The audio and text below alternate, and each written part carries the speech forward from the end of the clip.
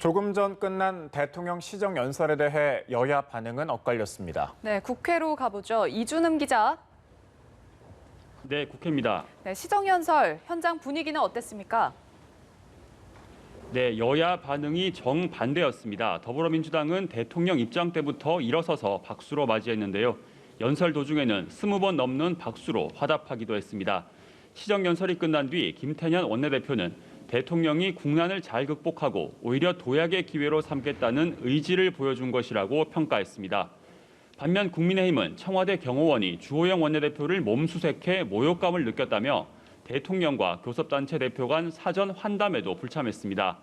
라임, 옵티머스 사건에 대한 특검 도입 요구를 받아들이지 않은 데 대한 항의 표시로 한때 의원 전체가 시정연설 불참까지 고려했지만 논의 결과 참석하기로 했습니다. 다만 자리마다 이게 나라냐, 나라가 왜 이래라고 적힌 피켓을 붙여놓았고 대통령이 협치, 권력기관 개혁을 언급할 땐 야유를 보내기도 했습니다.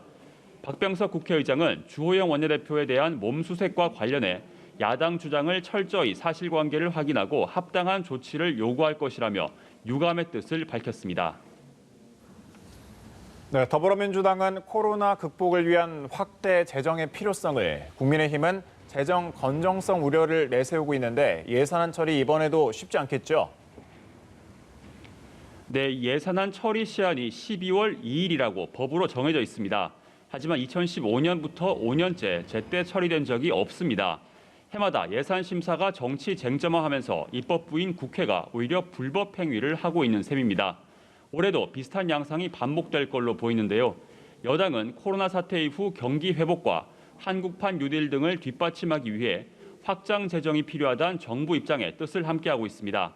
하지만 국민의힘 등 야권은 재정 건전성을 우려하며 현미경 심사를 예고하고 있어 국회 심의 과정에서 만만치 않은 진통이 예상됩니다. 특히 21조 3천억 원 규모로 책정된 한국판 뉴딜 예산이 여야 핵심 쟁점이 될 걸로 보입니다. 한편 오늘 본회의에선 민주당 정정순 의원에 대한 체포동의안 보고 절차도 이뤄졌습니다.